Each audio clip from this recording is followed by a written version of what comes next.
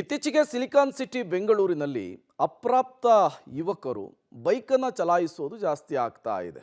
ಇದಕ್ಕೆ ಹೆಂಗಾದರೂ ಮಾಡಿ ಲಗಾಮ್ ಹಾಕಲೇಬೇಕು ಅಂಥೇಳಿ ಬೆಂಗಳೂರು ಪೊಲೀಸರು ನಾನಾ ರೀತಿಯ ಪ್ರಯತ್ನಗಳನ್ನು ಮಾಡ್ತಾನೆ ಇರ್ತಾರೆ. ಅದು ಯಾವುದೂ ಕೂಡ ಫಲ ಕೊಟ್ಟಿಲ್ಲ.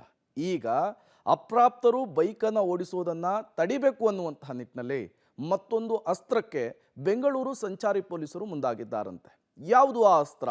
ಬನ್ನಿ ಅದನ್ನೇ ನೋಡ್ಕೊಂಡು ಬರೋಣ. ಅಪ್ರಾಪ್ತ ಮಕ್ಕಳಿಗೆ ವಾಹನ ನೀಡೋ ಪೋಷಕರೇ ಎಚ್ಚರ. ನಿಯಮ ಉಲ್ಲಂಘಿಸಿದ್ರೆ ಬೀಳುತ್ತೆ ಪೋಷಕರ ಮೇಲೆ ಕೇಸ್. 25,000 ದಂಡ, ವಾಹನ ಸೀಸ್ ಮಾಡ್ತಾರೆ ಪೊಲೀಸರು.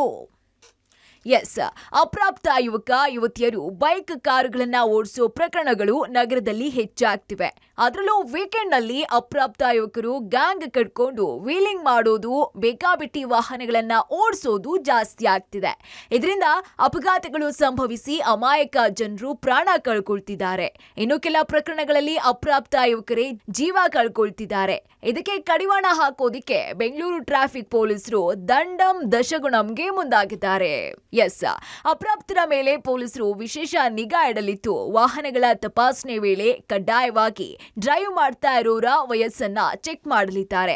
ಒಂದ್ ವೇಳೆ ಡ್ರೈವ್ ಮಾಡ್ತಾ ಇರೋರು ಅಪ್ರಾಪ್ತರು ಅನ್ನೋದು ಗೊತ್ತಾದ್ರೆ ಅವರ ಪೋಷಕರ ಮೇಲೆ ಕೇಸ್ ದಾಖಲಿಸ್ತಾರೆ. ಅಷ್ಟೇ ಅಲ್ಲದೆ 25,000 ದಂಡದ ಜೊತೆಗೆ 3 ವರ್ಷದ ತನಕ ಜೈಲು ಶಿಕ್ಷೆ ಕೂಡ ವಿಧಿಸುವ ಸಾಧ್ಯತೆ ಇದೆ.